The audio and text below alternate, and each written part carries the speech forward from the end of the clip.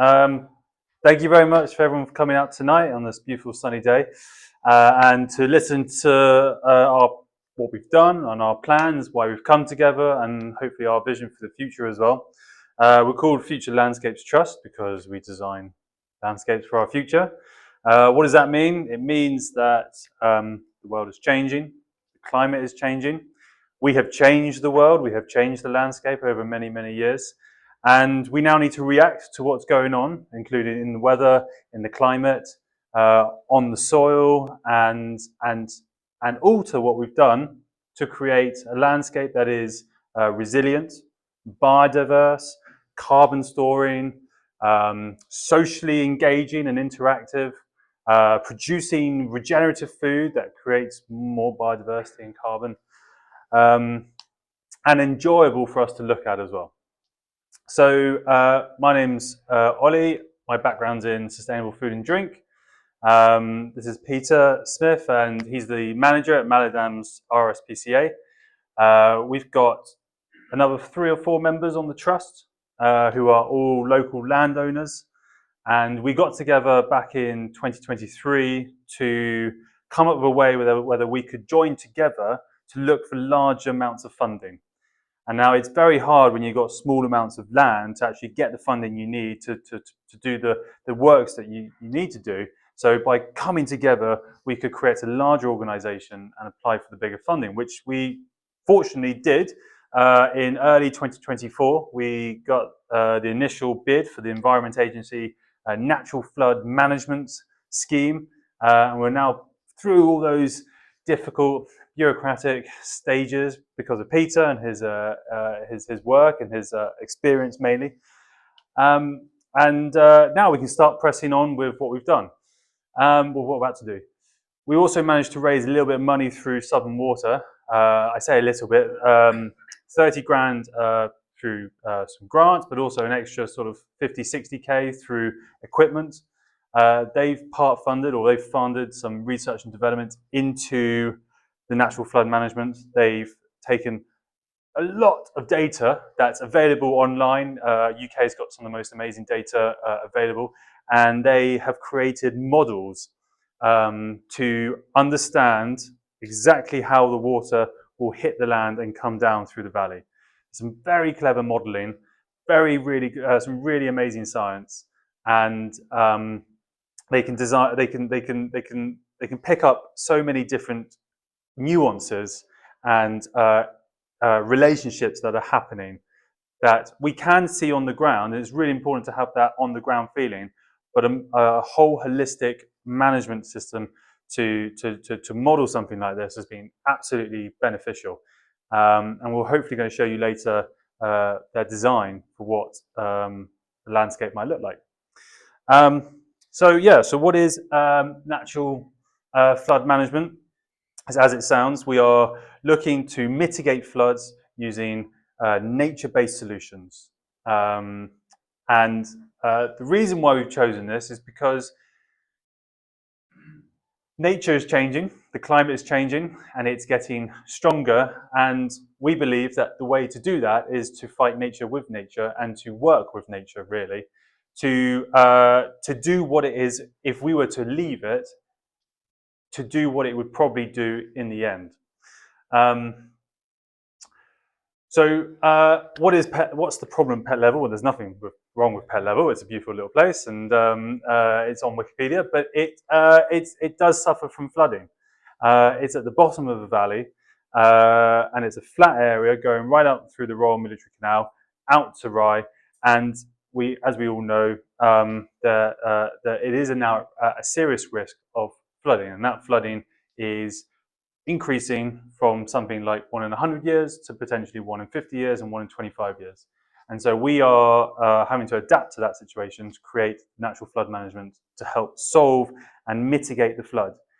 Now, does that mean we're going to stop all flooding? No, but what we're going to try and do is slow the flow, which will stop any catastrophic flooding. Why do things flood? Let's look at that in the first place. Things flood because of accumulation of rainfall and velocity of rainfall. So we have the ability to look and control those two things. If we were to create a human-made structure, it's very hard to control both of those things. You will have some big cement structures that will put these stops to it, but may not reduce either the amount or the flow and the velocity of it.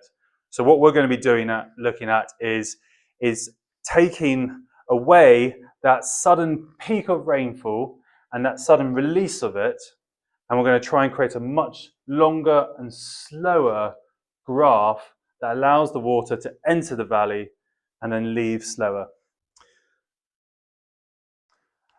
So nature-based solutions, nature-based techniques to slow, store and filter water upstream. We have a huge catchment here. I believe it's a very unique microclimate. You've got the sea the other side of a large, I mean, it's called the mountain, but it's, you know, it's still a big relief. And I think it actually creates a very unique microclimate the other side of it, which can release a lot of water, the way clouds form and da-da-da. So, and what we're trying to do is store the water up the hill as much as possible before it is allowed to run down into the valley. And there are many ways we're going to look at into doing that. NFM, it mimics natural processes to reduce flooding downstream. These are systems that, so the landscape that we have at the moment hasn't changed because we're in the high weald. It's a very beautiful place. It's an AOMB, but the landscape as a result hasn't changed because of that. We haven't allowed it to change because we live in this AOMB. It's defined by that structure, it's defined by that beauty. If nature were to, let's go back before the time when the AOMB was set and this was the landscape that we've decided should exist, then the landscape would look very differently. There'll be a lot more interrelationships happening, a lot more connections happening, a lot more connections happening between many parts of a huge landscape, rather than maybe the micro ecosystems that we've created either our own homes or within in the valley. So the key goals is to reduce peak floods, improve water quality and boost biodiversity. This is exactly why natural flood management is so exciting as well, because it doesn't just have that ability to mitigate floods, but it has that extraordinary ability to do so many other amazing things for nature, which is what, and we all get to benefit that through our beautiful walks and through the landscape we live in. So, you know, as we talked about, it's about storing carbon into wet woodlands. It's about increasing biodiversity in those little ecotones between one habitat and another habitat. So that differentiation between a water and a scrub, and maybe that little relationship happening now, and what's happening in there, and there's bugs and beetles and all these other things that you wouldn't normally get if we were to manage landscapes in a maybe more uniform way, where you don't have that interesting connection happening. We've got so that's all about the biodiversity in that sense. So the advice from the EA and the advice from our advisors who we've commissioned to do the modelling has just, there's 5 great ways that we can, as a society, as a trust in this area, implement to do natural flood management. The first one is to behave like we're beavers, and that's to create leaky dams. So leaky dams are, just as it says, they are dams made from wood or other natural materials, but we've got lots of chestnut in this valley, and they are stacked together along the whole width of the stream, leaving 30 centimeters between the top of the normal running course of the stream and the bottom of the dam to allow normal water to go through. But as the flood event happens, the rainfall picks up, the water levels rise, it hits that leaky dam, and then it backfills. Now, we're not talking about huge, vast landscapes here. We're talking about potentially a 4 meter or 5 meter strip across the stream. And if you take it up, say, half a meter or a meter, what you're going to backfill there, if you're on an angle or on a flat bit of land, or any slope, you're going to backfill 5 cubic meters, 6 cubic meters. Now, that doesn't sound like a lot, But if you're going to implement 300, then that kind of changes the landscape quite quickly. And what we're trying to do is to do lots of small things everywhere, which is a very similar method to how nature works. There's lots of small things all the time. Uh, uh, and I think actually I know so that was it. The Small is Beautiful. There's a great book written in the sort of 80s called Small is Beautiful, and I think it mirrors that same thought process of the power of the small. So what we're trying to do is to reimagine and recreate that power of the small. So leaky dams, they're amazing. They're very cost effective. We've got all the timber here. We can work with volunteers. We can work with contractors. People can get involved as much as they want. They're an easy system. And what we're doing is recreating what a beaver would naturally do for free. And we're going to be implementing it across the landscape, looking to create 300 leaky dams throughout all the different streams that go through the Marsham Valley. And what that's doing is just as soon as that flood event hits, it's going to hit that dam and then backfill, and then slowly leak away and hit the next dam and then back up and then slowly leak through. So what you're doing, as you can feel it, you're really slowing that pressure down. So when we get onto the sort of science later, instead of the graph going up and then down quickly, it's going to that nice and slow curve is what we're always looking for. In the leaky dam, we've got our nice big logs across there. Naturally, debris will start filling up between the holes. Things will start growing through it. And then that's a natural system that will then sort of stay in place for decades. And so we're not putting cement into the ground. We're not having to, bricks and mortar, which releases carbon. But we're allowing a natural process to develop over time, ensuring that the water will slow down for longer. Floodplain reconnection lets rivers spread out safely. So that's allowing a floodplain to sort of do what it's meant to do, where the water comes down the valley and spread out over that sort of flatter area. We can do that through buffer zones, meandering rivers, offline ponds and scrapes, which are sort of long, slow, shallow ditches. And all that will allow water to sort of hit areas and seep out, rather than having effectively a long, straight, narrow stream where all the water can just go through as if it's Stratford Tunnel. Woodland improvement. So I'll get onto soil in a minute, but woodlands have the most amazing ability to absorb water. They absorb it in many different ways. They absorb it literally in the breathing lungs of the leaves and the branches and surrounding it, creating this sort of wet humus around it. But the soil has the most amazing ability to absorb water. Woodlands hold on to water in a way that other habitats don't do it. So what we've got up in the top of the valley, we've got lots of overstood chestnut woodlands, unmanaged, unkept woodlands for a long, long time. So what that creates is long, huge chestnut trees that need to be coppiced to allow natural sunlight to come down and more biodiversity and more carbon. But it may also, it's a great form of revenue for a localized economy. It's getting more employment into the thing as well.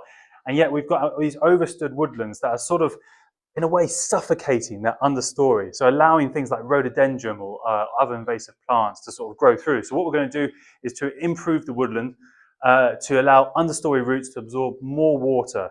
So when you've got these layers of so a forest that kind of exists from the big things, and then you've got the substory stuff, then you've got the ground flora, you've got the vines crawling up, then you've got the roots and the mycorrhizal. All that layers in there stretches the ability for the relationships to absorb more water, and that's what we're trying to do, to try and create more dynamic relationships, more interconnected relationships to exist, to allow more water to be held within those relationships. Then we've got soil aeration. Soil aeration is possibly one of the greatest assets we have to absorb water. Soil structure, so that will involve things like mob grazing or mechanical means to actually implement holes into the ground for the soil to start. Yeah, again, forming connections into it so air can get into it and improve the structure of the grasses so that it can break up some of the clay. Get onto that in a minute. And then wetland creation, offline ponds. So again, this is larger landscapes of wetlands, which can be both offline and online. So that's ponds that exist but have the capacity to absorb more water during storm runoffs, or offline ponds which are, say, semi-dry most of the year, but then have the ability to also absorb that flood accumulation of water. Why use NFM? It's cheaper. You know, we talked about local wood, local contractors. We talked about, so put in perspective, the culvert redesign that the EA quoted was around £3.6 million. That's just for a redesign of a culvert. Is that right? That was that 2. The barrier was 6 million and the culvert Yeah. design was 7 Yeah. So you're talking mega money, and a lot of that's probably lost in the bureaucracy of contractors, consultants, permitting, and all that sort of stuff. So whereas natural flood management, we believe we can achieve with obviously a lot less. It's all here. We can do it through volunteers, local contractors. We've got the materials to hand, and what we're trying to do is lots of small things everywhere, and that means a lot less. There's a lot less risk in terms of it breaking down, but a lot less risk if, in terms of sort of losing that funding as well. If you were to put everything into one hatch, you may lose it as well. It's climate resilience, so it's adapting to extreme weather. We're working with nature to allow nature to create the right ecosystems to absorb the water when it needs to. We get the wonderful wildlife habitats as well, supporting all the big stuff and all the small stuff, from the birds and fish, the insects, and all those lovely, as I was talking about, the interrelationships that we're trying to create. Carbon storage, and that, wet woodlands have the most amazing ability to really absorb carbon deep into the soil. And I think so, if we're talking about value for money, the value for money that something like a project like this can do by sequestering carbon out of the atmosphere as well, and how that can sort of, I feel like I don't feel too bad driving here now, knowing that that our wet woodlands are going to be absorbing the carbon. So a single hectare wet woodland can store up to 3,000 meter cubes of floodwater. Challenges and considerations.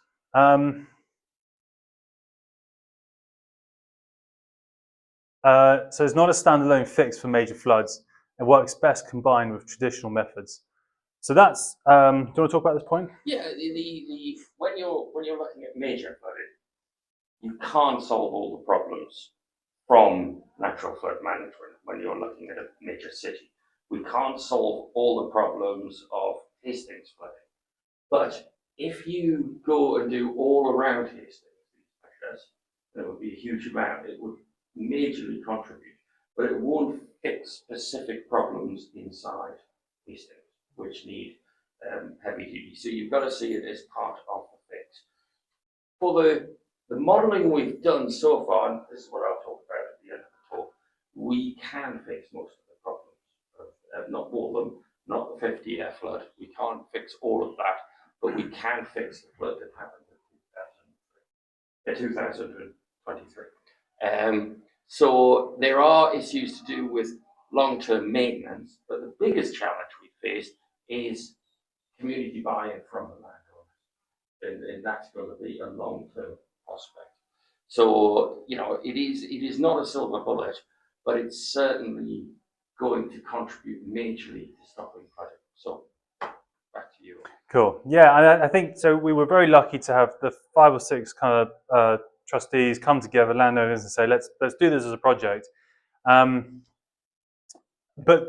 the reality is, it's a whole valley. We're all part of the same system, and we need that emotional and physical buy-in from lots of people. The concept of the lots of little things everywhere means that we would love to put lots of implementations across the whole valley, and some of that can come through purely just advice or recommendations, and some of it can be reenacted by us and created by us. But I think this project's been a long time coming, and this issue's been a long time coming. And I think we need that sort of good leadership and vision to understand how we can solve it.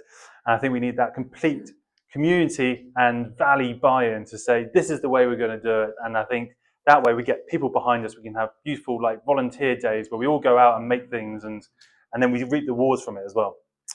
And then one of the other challenges is long-term maintenance needed. So a concrete structure would be there for as long as the seawall down there has been there for how many years it's been there, whereas ours will need long-term maintenance, and that will mean possibly renewing some of the dams. It might be remaking them in X amount of years.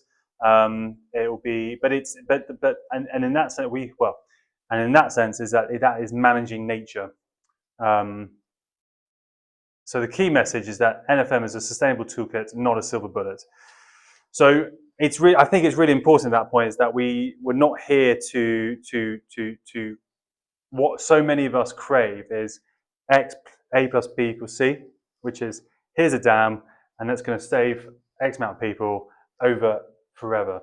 That sort of scenario is an impossible scenario for us to create.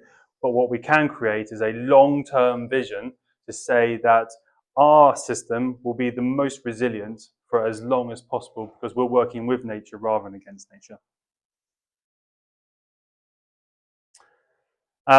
So a call to action to everyone is to support local NFM projects like this one, and there's lots of them around the country. Really push our local MPs and councillors for policy changes. And then if you want to learn more, you can also visit our website, futurelandscapes.org.uk. We have a whole resources section in one page where you can dive into all the science. We have a Google Drive filled with documents on there that you can sort of look at and explore. And please feel free to get in touch with us to explain it. We're always here at the end of the email or a phone call. We love talking about it and love explaining it. So this is our valley. It's been slightly changed for dramatic effect. Yes, it's 3 times higher than it normally is, but that helps us visualize where we need to take action. As I was talking about earlier, sort of this amazing, so where the rain comes from on either side, you've got these huge peaks, and then that water will hit here and come rushing down. And it's kind of that, you can see an obvious funnel and tunneling system. And you've got 2 main avenues. You've got one through Fairlight, and you've got this large, vast one coming through here. The Fairlight catchment, I think, is around 30% of the total rainfall accumulation, whereas in here is 70%. And obviously that's where we're going to be focusing our action, although there is NFM leaky dam measures that we can do through here. And what we're trying to focus on is that if the water has already got to here, it's too late. We need to stop it up here in lots of small places before it gets down to here. This is an example of lots of different ideas that we can come up with. So as we let's start from the top, upland peat restoration. So that's restoring peatlands and heaths. So that's that spongy effect, and that water is just soaking straight into that sort of that sponge. The valley sides up here, it was traditionally heath, because it's very low nutrient level, and that heath is just like peat. Over time, heathland creates vast depths of soil over a long time, thousands of years. But when you convert it, you lose all that, and that, remember, soil is a sponge. And you also lose peat, right? Another thing, wetland characters. That is just a and we have restored. Well, we'll talk about that in a bit. Yeah.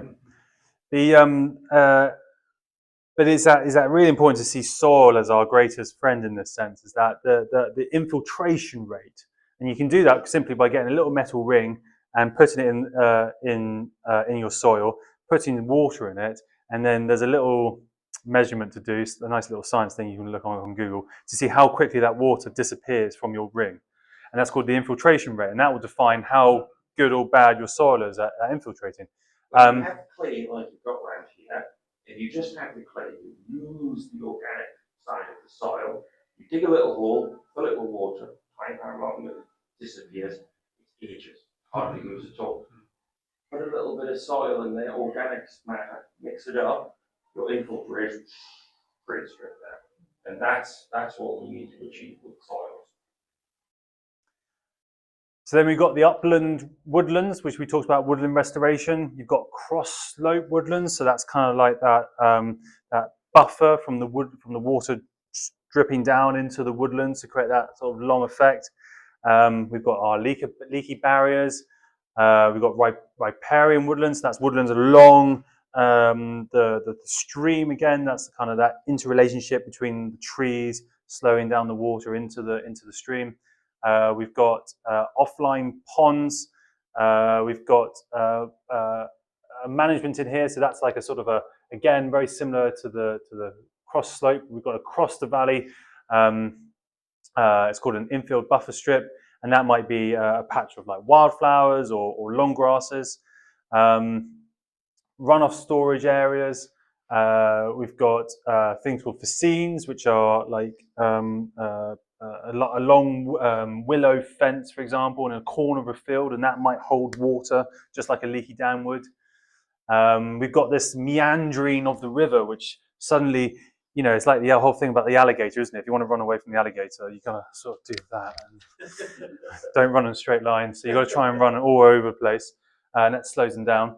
And then you've got something called a swale. So a swale is really, I'm really interested in this, but there's a thing called keyline design. Keyline design is a way of managing water through large landscapes and is looking at contours. Now, if we slow water down every contour, if you imagine every contour, water doesn't slope off it, it stays in the contour. A swale is effectively a ditch on contour. So the water drips down into the ditch, and because it's on contour, it's flat, it stays in there. So then it will slowly soak and permeate into the soil. And then you can do that throughout the valley. And then you can actually plant on top of the swale. So you've got these beautiful trees on top of the swale. And then you create the little ecosystems underneath it, you create bushes. And that's permaculture as well. You can do food forests, which are sort of edible forests that kind of exist in these swale environments. And then scrapes here as well. So scrapes is just a long, shallow, as it sounds, scrape in the landscape to allow water to collect in those places when the flood event happens. So we started in December with a local contractor building these leaky dams. We wanted to experiment to see whether the contractor was any good to start with, and how it's going to work in our environment. We've got a budget to work to. We want to make sure we get the best value for money out of that budget, and so we need to work out what the effect is going to be doing. So we've created already 20 leaky dams through Hodeswood at the bottom of the fields through there. So just if you look at that one there, it's a very obvious example, but when the waters rise, it hits the leaky dam, it will then backfill up the stream, and then it will slowly leak and topple over onto the next one. And again, the whole purpose, as I mentioned at the start of the meeting, is accumulation and velocity. And what we're trying to slow down is both of those. So a leaky dam is a great example of just slowing down that velocity and elongating that graph of the water exiting the valley. Again, another great example that we're allowing things to be able to grow, the debris to fill up the gaps, very much like how a beaver would probably create a dam, and that will develop over time. Soil aeration So this is a mechanical means of soil aeration. It's quite literally a tractor with a bit of equipment on the back and just digging holes into the ground, and that's allowing the air and the water and everything to go into it. That's permeating it even further and allowing that soil structure and the soil life to create a more interesting relationship down there. Other ways of doing that, other than mechanical means, are things like mob grazing. Mob grazing is grazing animals in landscapes and moving them all the time. And why that's so important is that if we overgraze areas, we never allow the grass or the vegetation to grow up too high. Now, the best example of that is to imagine that the roots are as deep as the grass is tall. So if we allow our grasses to fully grow and reach adulthood, as you were, then those roots are going to go all the way down and bringing down all the nutrients into the soil and creating that mycorrhizal relationships underneath and making that soil structure more interesting, creating more soil underneath in the clay landscapes. And again, that soil, which is a huge canvas, can act as a massive sponge of absorbing that water. If we overgraze soils, if we overgraze grasses, the roots are low in the ground, we allow that clay to sit nicely at the top, and we allow the water to rush down the fields and down the slopes. This is some examples of that cross-slope planting and buffer zones. So this is this would be a woodland tree cross planting. Buffer zones can also include meadows and grasses. We'll be looking at creating like a 10-meter buffer zone away from the Marsham stream. Again, that's allowing that water to come down the hill and to just slow down in that buffer zone there. You can also do things like silver pasture, so that's hopefully not going to stop farmers from grazing on the lands. If you can integrate trees with animals, it's an important part, because you've still got to recognise that farmers, have they have they're guardians of the land, they are mentors of the land, and they still need to make the money, right? They still need to live and make a living. So there are ways of doing this to involve farmers and animal grazing. Complex woodland understory. That's probably where you come in. Well, this is actually at Mallee Downs now. So it was started, 20 years ago, and they tried to recreate. So John Goodman, if you ever, he's a great man, a great, great man. And I am now John Goodman's successor, although I don't think I'll ever live up to his great works. I want to create that across the whole top of the Mallee Downs wood. And when you get that complex heathy woodland coming in, that again is creating vast soil structure that is an organic, it breaks up the clay. And not only do you get that sponge, the actual dense vegetation, imagine each water drop has to go through huge, complicated. You could make the length of water travels 100 times longer by having dense ground flora. So that's one thing. The other thing is we go down, we can recreate wet woodlands. And that's what we need to do in Mallee Downs, so it's not drained. And then what happens with these is, yes, you get that soil structure, but you also get the sphagnum. You get the very sponge, and it literally absorbs. The ground level, when you stand on the ground, you think you're at the same level between winter and summer. You could be a foot higher in a piece of wet woodland than you are when it's dry. It literally, the whole ground itself expands to absorb the water. It is that amazing. So these are examples that you see of the swales. You see the swale, you can't see it. You've got wetlands, offline ponds, and scrapes. These are just other examples. We haven't built these on. So we're focusing on the leaky dams this year. That's 300 leaky dams we're going to be building, with the intention that we could then find a contractor to do the bigger stuff, and we've got the permitting as well in place to do that. But again, it's about efficiency and value for money. We want to make sure that we do the best by the money, and so it'd be easier just to design and get all the right permits for one contractor to do all the landscaping works. But these that you see have the ability to quickly store water.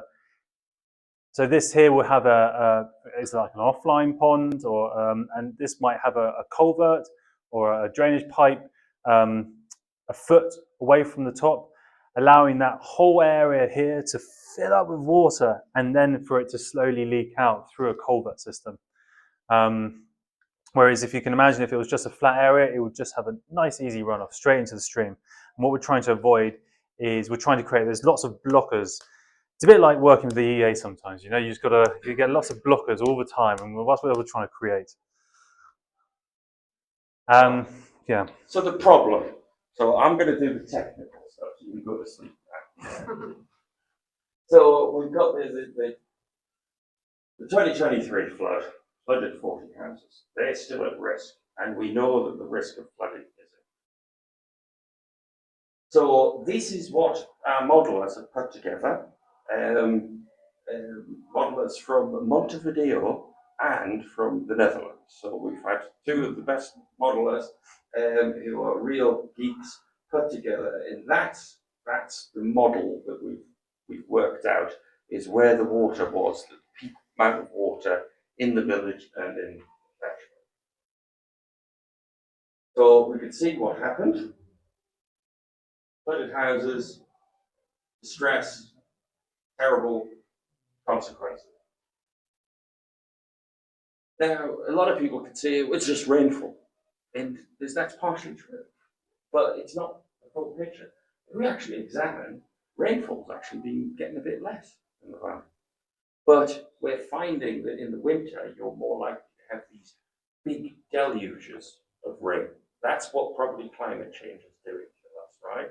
So we get these periods where we get intense rainfall over a number of days that builds up, that creates. When we actually look at the maths of all this, we can actually model it, and this is well known. So the blue squares are your rainfall event, okay? So this shows you the peak, but it builds up. Now, what that means is that doesn't immediately appear.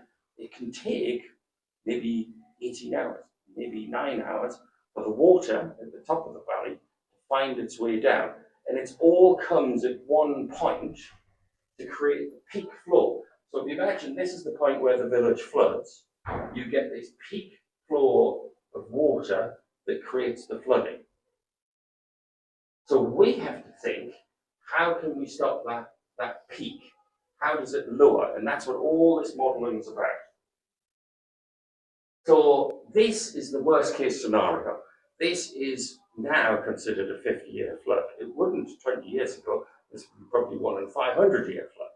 But now this is the worst case scenario. This is disaster. The whole village floods, right?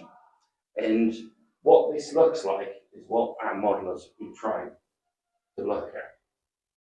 So the solution as we see it is taking this best advice and then using that advice to apply the structures we want to try and create in the best places to maximize its effect.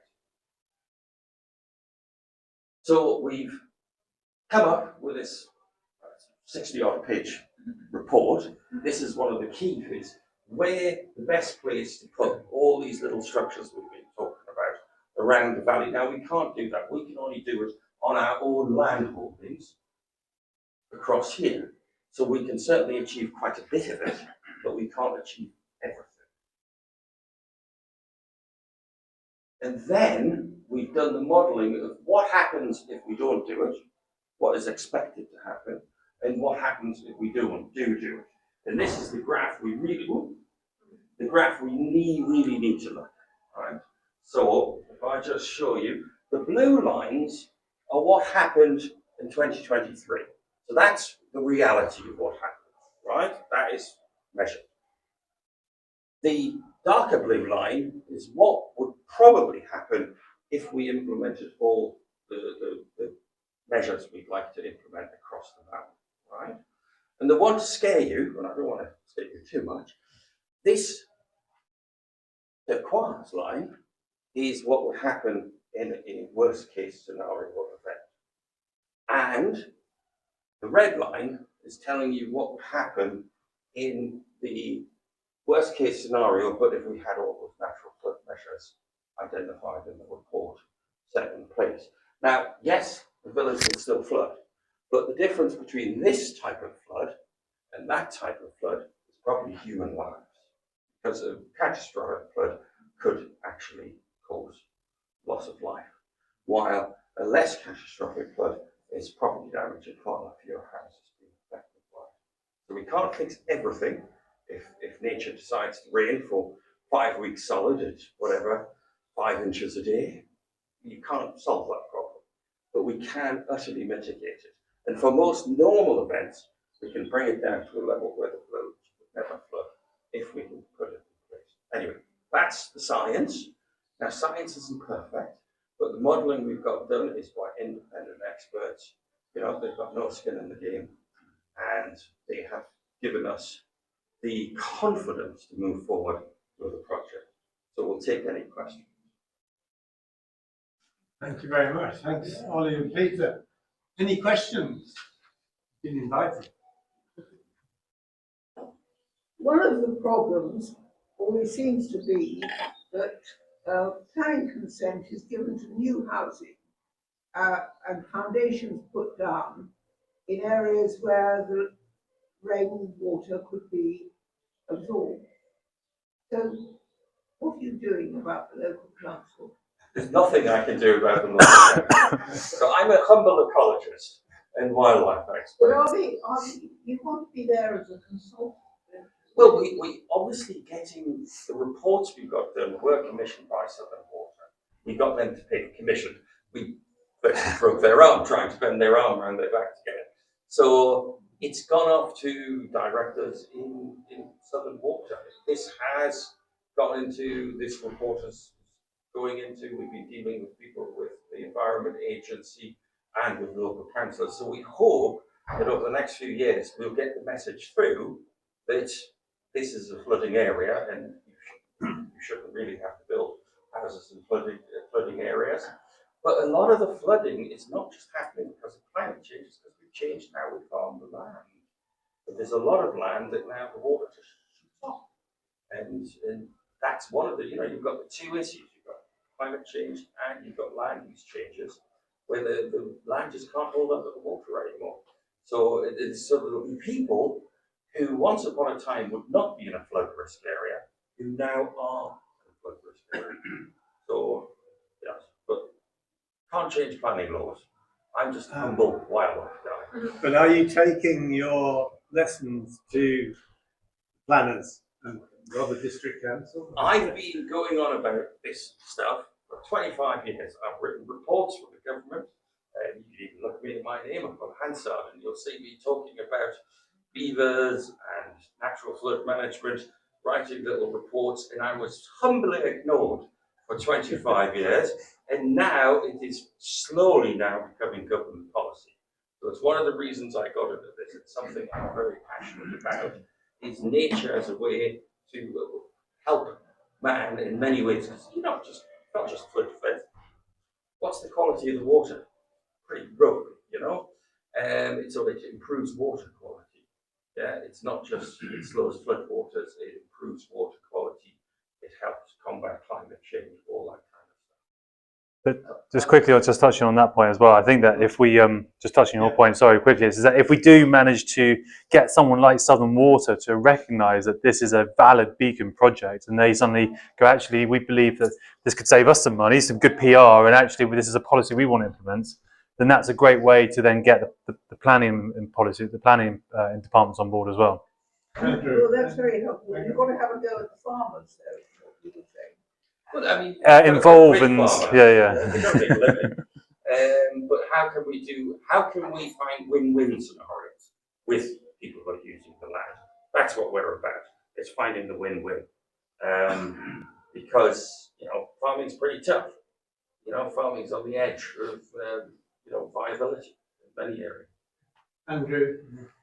Yeah, just to answer a specific there. In the case of Fairlight, where there is new building, then the runoff rate of the water has to be no more than the natural greenfield rate, as some trees are, both in quantity and in flow or something like that. So it shouldn't make any difference from the existing green field. That was specific to Fairlight because of the problems that we know about. And that in the new local plan, which is going through the process at the moment, that would be extended, I think, to the rest of the district. So that's one thing. The other is that where areas are liable to flood, and of course the Environment Agency has got those flood maps as we showed, grade 1, 2, 3, 4 order of flood risk. Then the local plan will not allow site allocation, and the development boundaries within which development is acceptable will not identify those places. So the planning side should be robust. Catching up, Chris. Yeah, I remember that. I think I totally agree with what Pete just said about trying to modify the thinking of landowners and the community and get everyone on board. I hope we're going to get some plans out to encourage the community to do that.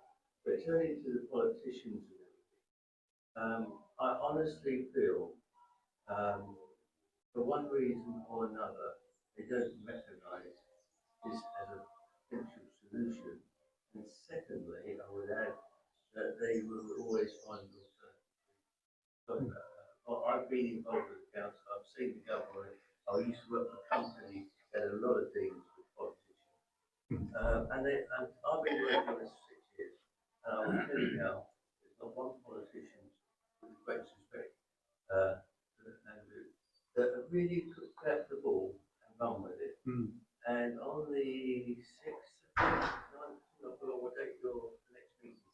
6th of June. Yeah, we're making a positive effort to get the message to every politician and every organisation that has an influence on this decision to come to the meeting. And everyone who I think, and others think, who are key stakeholders in it, who are actually positive about it at the moment, will get a letter asking them to come to this meeting. And hopefully we'll get them all there. Yeah. And if we don't, then we've got to send some signs. But we've got to try and get the message out and pass them. Because I think we're very lucky to have people whose land and their time are being donated to this project. Not a salvation Pett Level, but it's not far off it. Yeah. So I'd like to point out, I think we should support them and the community as a whole. Yeah, absolutely. I'd like to point out that myself and the other trustees, Ollie, and the other trustees involved with the project are taking no expenses and no income, nothing. Not even our petrol money for coming here.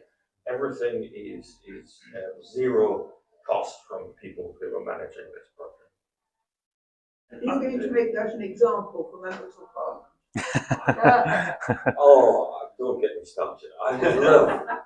Yes, I'm in Because for the they jury can't- system. I mean, one of the problems I think is that the MPs are only looking short term, and your projects are long term, really, aren't they? The ecologist thinks in 1500 years. Think like a trip. 500 years to grow, 500 years to live, 500 years to die.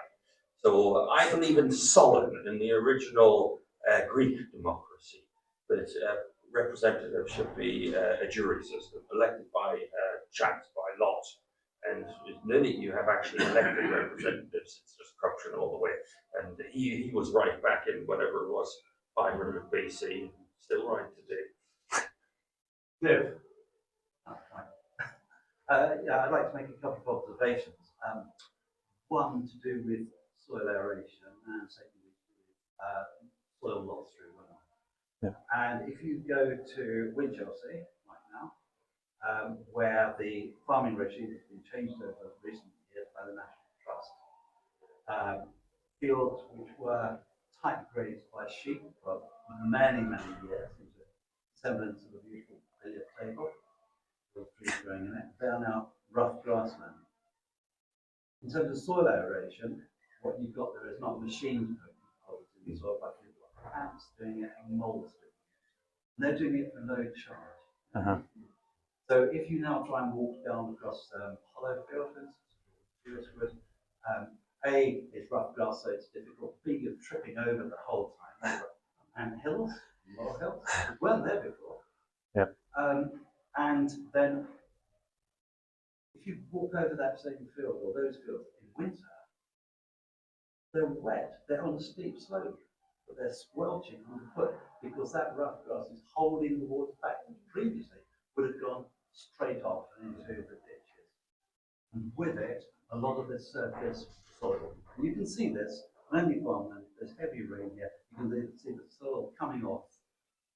The colour of the stream is changing. And I don't think you really touched on the matter of the velocity of the water in actually eroding water courses and therefore carrying soil away with it.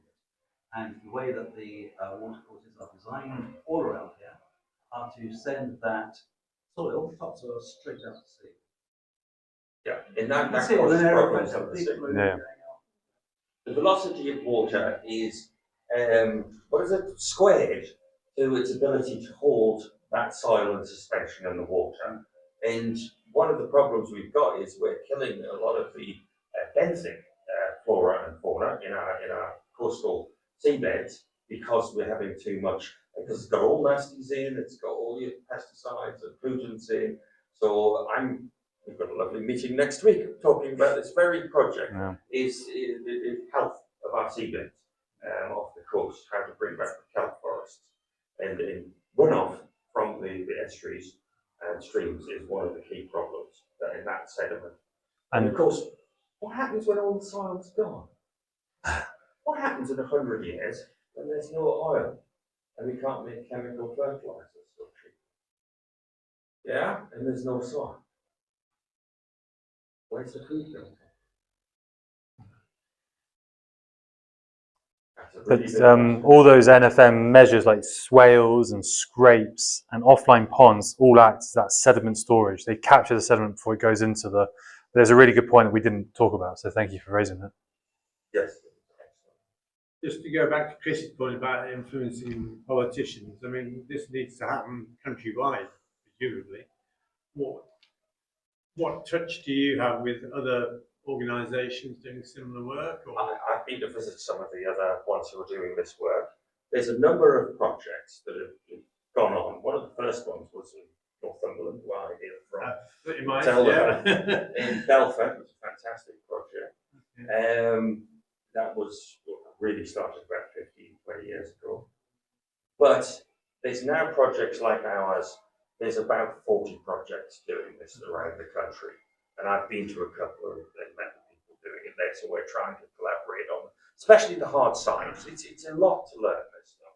I'm a bit of a nerd, I'm a scientist. So I like the numbers, but it's quite hard to get the proof, the evidence, to then show that to politicians. So you know, when I first started advocating this stuff, I was just thought it was hippie and wildlife person. But the stats are there, and when we get the evidence, because another part of this project, what you're not seeing is we're getting water level meters throughout the valley. So we've already installed a couple at the end of our land, so we can measure when flood events occur. But we're also getting some installed along the marsh and sewer, and that will give brilliant and accurate measurements both of the flow rate and the level. And when we study when we have flood events over the next few years, we'll be able to see what these measures have done. And you know, it'll only be millimeters difference or a centimeter different or whatever. But as we build up the structures, we'll be able to scientifically give the evidence that these measures have made a difference. So the science is mine. That's mine. And I want to try to create the best available science for good papers and evidence to politicians. But the suggestion from Chris is that whilst you're amongst friends here, the politicians may be distracted by other issues. Are you having any contact with them, or is there a wider body that's having Well, Contact with Sally them? Ann Hart, actually, we went on BBC and when we launched the project last year, so we are trying to get in with certain politicians. Politicians, they're interested. And the strife of interests masquerading as a contest of principle is the famous quote. I think if you, I mean, I've done campaigning with the Wildlife Trust when I used to work there. I studied campaigning. You don't persuade people to adopt your view. You build a new reality, and then people say, well, that was the best idea all along. And you create the better idea that people then adopt. And that's how good campaigning works. You create the evidence, you create the communities that have supported this, you show the evidence that it's helped them, and then other people will adopt it. Politicians are not leaders. They are the people who run to the front of the queue and wave the flag once they say which way the queue's going. Our job is to change the way it's going. There's a great video talking about that pivotal moment when change happens. And so there's a festival, and there's this guy who's just dancing by himself in the middle of the field, and he's there for about. You're watching this video. He's there for about. He's there for a good like 2 minutes. You're just watching this video, going, when's this going to happen? And he looks like maybe I don't know. Let's say remote or lonely or a freak or a hippie, right? But then someone joins him. And then the third person joins him, and suddenly 20 people join him, and then 100 people join him, because that's that moment when someone joins people and that movement happens, right? And that's exactly what we need. We will continue being those weird people dancing in the middle of the field, but we need that second, third, fourth person to join us. And so that's when you get lots of organizations. We're still about 30 seconds in. But no, I think we're definitely feeling the momentum. And I think some of it's coming from politicians, but I think the world is led by money, annoyingly, and you have to get the commerciality on it. You know, that's why Southern Water are backing us in their way. And once you get that money behind it, then I think people start realizing that it can save lives, but it also could cost, an eighth as much as some of us. It's not just Britain. Natural flood management is now being used across the world, and there's so many good examples. And my previous job was in Saudi Arabia, and I worked with people who did all that billion tree project in Pakistan. So there's all kinds of people getting involved in natural flooding management, yeah? And, you make the studies of how ancient cultures used to do this sort of stuff, because that's the only way they could hold underwater to grow the crops they did. So there is a global movement on natural flood management. It's something that we lost in the interwar years, and then after the Second World War, as people thought, mechanical science was going to solve all of our problems. If you got a flood problem, you pour concrete, and then we found the limitations, because if you pour concrete, they're not solving the flood problem. If you protect the land, if somebody further up the Martian sewer says, I want to drain my land, that means the village is going to receive the money, or the next field is going to receive the water, and in greater abundance. So it's all about working together and learning to respect each other as a community. We all create problems. Water hits us all. Mallee Dams has created a problem by its woodland management could be better, and I'm determined to fix that. Over the last couple of years, year and a half, I've been trying to completely solve that, to get the woodland at the best state both for wildlife and delivering clean water, no carbon sucked into the ground, and lots of wildlife and less flooding. That's being a good neighbour, isn't it? The other thing about climate change, obviously, is that we're getting maybe these wetter winters, but also getting these drier summers. And so these NFM measures can actually help with the drought throughout the summer as well. As soon as that water does hit the ground, it's then held in that swale or that scrape or that offline pond. And what we're trying to do is see that valley as an aquifer underneath the ground, and allow the water to slowly permeate back into the soil and back into the aquifer, so the water exists in the valley and doesn't run off, and then we've got our dry landscapes that no one can farm on anymore.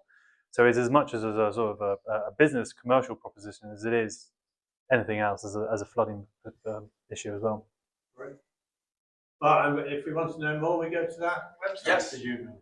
Yes. Or email us if you will. But Okay. I've created a data store because I am the nerd, the uber nerd. Every scientific paper, every technical manual is available to download and study if you so desire. That's fantastic. I'm sure you. Oh, sorry, Kate. I was just going to say, do you, within the valley, do you get all the farmers and landowners that you need? Do you get them together and do this? Well, that's what next month's meeting is all about. We have had discussions with farmers and landowners in the valley, and we're not going to persuade them immediately, but we're going to work on them. We've got this project's going to run for 3 years, but it's not going to stop there. It's going to continue after that. So you don't persuade everybody, but you have to take it a little bit at a time, and you'll be amazed at what I've been doing some projects for many years, where when I started those projects, the farmers were very much against them, and now the farmers were friends. And the projects I've dealt with elsewhere, and that's exactly what I hope to do. That we sometimes your greatest critics become your greatest friends once they go through the learning process. And we've also wanted to wait until we've got all that modelling and all that science and all that data before going to them without something. We just, you're pitching blank there. But now we've got all this information, we can actually say to them, this is where we want to put this, and this is how it will benefit you from a commercial perspective as well as an ecological perspective. And of course, get paid for doing it. That's super important. We're not expecting to do it out pure neighbourliness. It will be paid for, but yeah, it's. We've spent a year doing some very hard work, lots of late nights, doing lots of. I've had to jump through many hoops. So, but I like that because I'm just an aspect doing technical. Give me a spreadsheet any day. Well, thank you very much. That's a really inspiring talk and natural solution. It certainly is, because hardly a mention of concrete. So we all wish you the best of luck. We'll all benefit from your work, hopefully. So thank you very much. Thanks, Peter.